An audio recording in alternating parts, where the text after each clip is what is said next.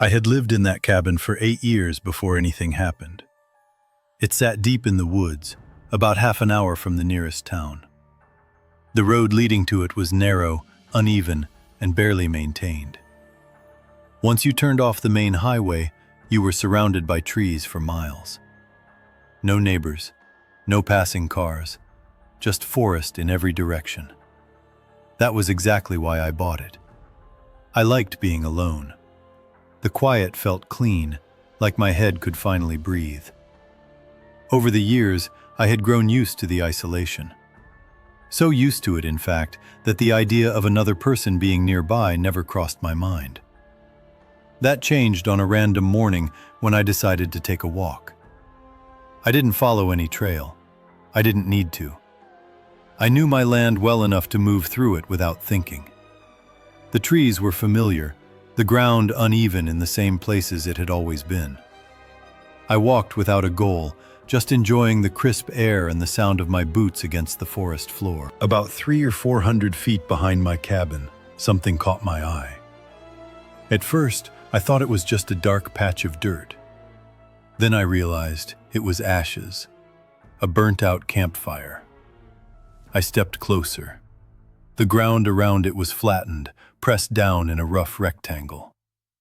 It didn't take much imagination to see where a tent had once stood. The earth still held the shape. I stood there, slowly turning in place. From that spot, I could see my cabin through the trees. Not clearly, but enough to recognize it. The roof, the porch, the outline of the windows. Whoever camped there had been close, very close. Close enough to see my lights at night, close enough to watch me come and go. I walked the surrounding area, searching for anything else. Trash, footprints, broken branches. But there was nothing. No trail leading in or out. Just the campsite, sitting quietly behind my home. It bothered me more than I wanted to admit. Still, I told myself it was probably nothing. Maybe someone passed through months ago. Maybe I had just never noticed it before. That explanation felt thin, but I accepted it. For the rest of the day, nothing happened. That night, I checked the windows more than usual. I half expected to see firelight or movement between the trees. There was nothing, just darkness and silence. The next few days were normal, too normal. Then Saturday night came. I was sitting on my back porch with a drink, watching the trees sway slightly in the distance. The forest was calm, almost unnaturally so. No insects, no wind, just quiet. That's when I noticed the glow. It was faint at first, just a flicker of orange between the trees. I blinked, thinking my eyes were playing tricks on me. Then it flickered again. It was coming from the exact spot where I'd found the campsite. My stomach tightened. Someone had lit a fire. I stood up and stared for a long moment. Part of me wanted to go inside, lock the door, and call the police. Another part of me felt irritated, angry even. This was my land. Against my better judgment, I walked toward the glow. I didn't grab a flashlight. I don't know why. Maybe I didn't want to admit how nervous I was. As I got closer, the firelight painted the trees in warm, moving shadows. The smell of smoke drifted through the air. When I reached the campsite, my heart dropped. No one was there. The fire burned steadily in the center. A tent stood nearby, zipped shut. It looked recently set up, clean, organized. Someone had been there moments ago. I suddenly felt exposed. I scanned the woods, trying to see past the darkness between the trees. Every shadow looked like it could be hiding someone. The realization hit me slowly and then all at once. Whoever this was had seen me walk over. They had left on purpose. I backed away, then turned and headed quickly toward my cabin. My plan was simple. get my phone, and call the police. Halfway across the clearing, I stopped. My front door was open. Every light inside the cabin was off. I knew with a sick certainty that I hadn't left it like that. The campfire wasn't random. It was bait. I stood there, frozen, realizing how badly I'd miscalculated. My phone was inside. My keys were inside. And whoever had been camping behind my home was now inside it. There was nowhere else to go. I approached slowly, each step feeling heavier than the last. The cabin looked wrong somehow, like it wasn't mine anymore. "Hello?" I called out. No answer. I stepped inside. The darkness swallowed me. My heart pounded so loudly it felt like it echoed off the walls. I strained to hear any movement, any sound that didn't belong. I remembered my car keys were on the small table near the kitchen. My phone was farther away, in the bedroom. I decided to go for the keys. I moved as quietly as I could, my body tense and ready to run. As I reached the table, I felt it before I saw it. Someone was watching me. In the corner of the kitchen, a shape stood partially hidden in shadow. I couldn't see his face clearly, but I knew he was there. Still, silent. The moment stretched. Then I ran. I turned and sprinted for the door. Heavy footsteps exploded behind me, fast and determined. I slammed the door shut and ran to my car, my hands shaking so badly I nearly dropped the keys. I barely got the engine started before he reached the vehicle. He grabbed the handle. The door opened slightly. I hit the gas. The car lurched forward, and I tore down the road without looking back. I drove straight to the police station. The entire time, my mind replayed the moment his hand touched the car door. How close it had been. Officers went to my cabin that night. Hours later, one of them returned with news that made my blood run cold. The man had tried to burn the cabin down. The fireplace was packed with wood, flames spilling out into the living room. If they had arrived even a little later, the entire place would have gone up. The man was gone. The campsite was nothing but ashes. I never stayed there again. I moved everything out within days. The investigation dragged on for months, but nothing ever came of it. No suspect. No answers. Sometimes I still think about how long he might have been watching me, and how close I came to never leaving that cabin at all. I was 23 years old when this happened. A couple of years have passed since then, but I still think about it more often than I should. At the time, I just wanted peace. No phone calls, no noise, no people. That is why I rented the cabin. It was early winter, about 2 weeks after Christmas. The holiday season was over, and everything felt quiet again. Cabins like this are cheap during that time, so I got a great deal. The pictures showed a small, cozy place in the woods. Nothing fancy, just a place to rest my mind. When I arrived, the first thing I noticed was the silence. Not normal silence. There were no cars, no voices, no wind, not even birds. If you have ever been deep in the woods alone, you know what I mean. It feels calm, but also heavy, like the air is watching you. The cabin itself looked just like the photos. Old wood walls, a stone fireplace, simple furniture. It felt warm and safe at first. I unpacked slowly, cooked a small dinner, and spent the night reading by the fire. Nothing strange happened that night. I slept well. The next morning, I made coffee and eggs and stayed inside most of the day. By afternoon, I started to feel bored. Near the front door, there was a hand-drawn map hanging on the wall. It showed a walking trail behind the cabin, a short loop through the forest. The owner had written a note under it. Easy walk, good views, stay on the path. That sounded nice. So I put on my jacket and went outside. At first, the trail was easy to follow, but after a few minutes it became messy. Branches covered parts of the path. Leaves were piled high, like no one had walked there in years. That was strange. On the map, there was only one trail. But halfway through, I saw another path splitting off to the side. It was narrow and almost hidden.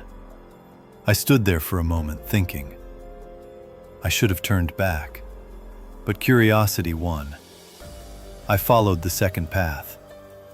For a few minutes, there was nothing, just trees and silence. Then I pushed through thick bushes and saw it. Another cabin. It was old, much older than the one I was staying in.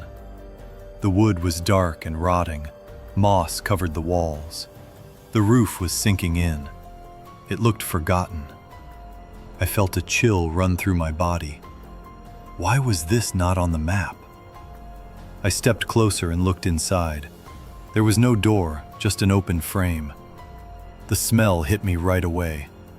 Rot, mold, something old and wrong. Dust covered the floor, but that was not what scared me. What scared me were the footprints, fresh marks in the dust, not old, not faded. Someone had been there recently. As I stared, something moved. Out of the corner of my eye, I saw motion near a dark doorway inside the cabin. That room had no windows. It was pure black inside, like a hole. I did not wait to see more. I ran. I ran back to the trail, then all the way to my rental cabin. My heart was pounding. I locked the door behind me and stood there, trying to calm down. I told myself it was just an abandoned place. People explore old cabins all the time. Nothing bad had happened. Still, my gut felt wrong. I texted the cabin owner. I told him I found another cabin behind the trail. An hour later, he replied with one sentence. There are no other cabins in those woods. I stared at the message. My hands felt cold. What did he mean, no other cabins? I had seen it. I had been inside it. I did not reply. That night, I tried to relax. I cooked dinner. I poured a drink. I sat by the fire. Around 11, that feeling came back. The same tight feeling in my stomach, like danger without a face. I stood up and looked out the window. The woods were still. Too still. Not a single sound. Then I heard it. Crunch. Footsteps. Slow and heavy, right outside the cabin. I moved toward the front door and listened. Someone stepped onto the porch. Then silence. I pulled out my phone and texted the owner again. I told him someone was outside the cabin. The moment I sent the message, I heard a sound. A phone chime. Right outside the door. My blood ran cold. If that was his phone, then he was standing out there. Why would he be here? Why did he not answer me? I called the police. While waiting, I stood frozen inside, knowing someone was only a few feet away. I knew he had a key. He could come in at any moment. But he did not. It felt like he was waiting, thinking. After a long time, I heard footsteps leave the porch. When the police arrived, I told them everything. They went to the owner's main address later that night. He did not answer the door. Did not answer his phone. Days later, when they finally spoke to him, he denied everything. Said he was never there. Said there was no second cabin. The officers told me something felt wrong, but without proof, they could do nothing. I left the cabin early the next morning. To this day, I do not know what was in that other cabin. I do not know why the owner lied. And I do not know what would have happened if I stayed longer. But one thing is clear. That cabin should not exist. This happened during winter, close to Christmas, when I was driving alone from northern Washington to southern Utah. I only planned to stay with my family for a few days, so the trip felt short in my mind. I needed one place to sleep in the middle of the drive. Nothing special, just a bed and a roof. I picked the cheapest place I could find online, right in the middle of Idaho. It was marked as easy to reach and close to the highway. That mattered more than comfort. I left early in the morning, and by the time I reached Idaho, the sun was already sinking low. The land around me changed slowly. Houses disappeared. Towns faded away. Trees took over everything. Thick forest on both sides of the road. Long stretches without lights or signs. It felt empty, but not peaceful. More like something was missing. My phone finally told me to turn off the highway onto a narrow dirt road. There was no sign, no light, just a dark gap between trees. I slowed down and followed it for about a mile. The car bounced on rocks and loose dirt. The forest pressed close on both sides, blocking the sky. Then I saw the cabin. It was much bigger than I expected. The listing said 1 bedroom, so I imagined something small. But this place looked wide and long, like it had been added onto many times. It sat alone in the trees. No other buildings, no lights nearby.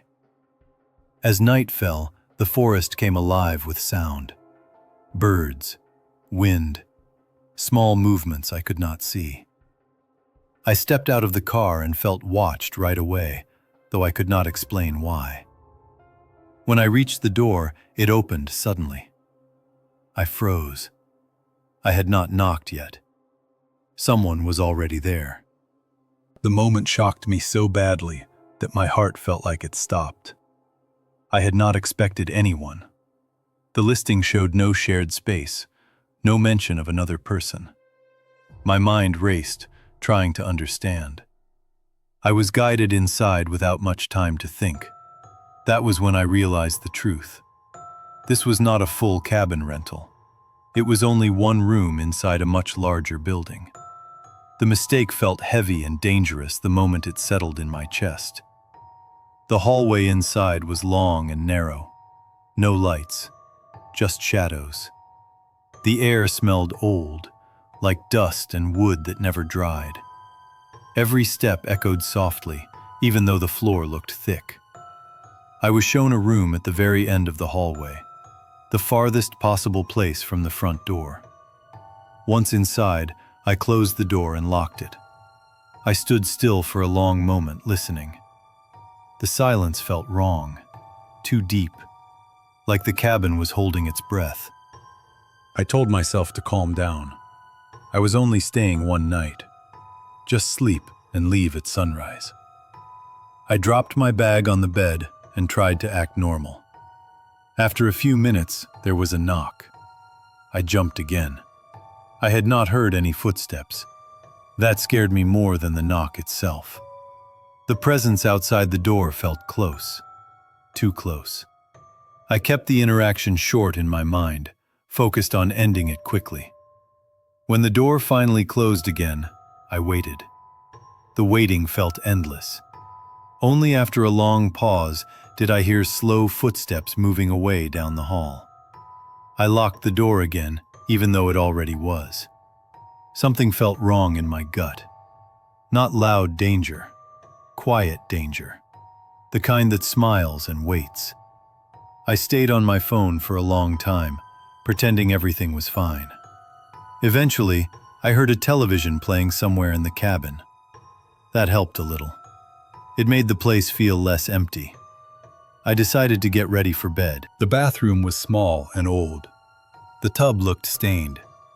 The curtain was thin and cloudy. I turned on the water and stepped inside, keeping my shower short. Then I heard a soft sound outside the room. A dull thump. I leaned my head away from the water and listened. Nothing followed. but through the blurry curtain, I thought I saw movement, a shadow where no shadow should be. I pulled the curtain open fast. Nothing. I finished quickly and stepped back into the bedroom. That was when I saw the door. It was open. Not wide open, just enough. I knew I had locked it. My blood went cold. My hands shook as I pushed it shut and locked it again. The sound of the lock felt too small, too weak. Fear filled the room like thick smoke. I grabbed my phone and opened the rental app, looking for answers. There were only a few reviews, all 5 stars, all short. All felt fake now that I reread them. Then I noticed something worse. The listing said it was a full cabin, not a shared space. That meant I had not made a mistake. I felt sick. I packed my bag fast, stuffing things inside without folding. I knew I had to leave, right away. I went to the door and pressed my ear against it, trying to hear movement. The television still played somewhere near the front. Then I heard something else. Breathing. Not outside the room, inside. Low, slow, rough. It came from the closet. I did not think. I did not plan. I threw the door open and ran. The hallway felt longer than before. The living room was empty. The front door was unlocked. I burst outside into the cold air and ran to my car. I started it and drove fast, not caring about the road. Rocks hit the bottom of the car as I sped through the dirt path. Only when I reached the highway did I slow down. My hands shook so badly I had to pull over. Later, I reported what happened. Nothing came from it. There was no proof, no damage, no clear crime. The listing was removed. The name attached to it was fake. I still think about that night, about what was breathing in the dark, and what would have happened if I stayed. Some places are cheap for a reason, and some doors should never open.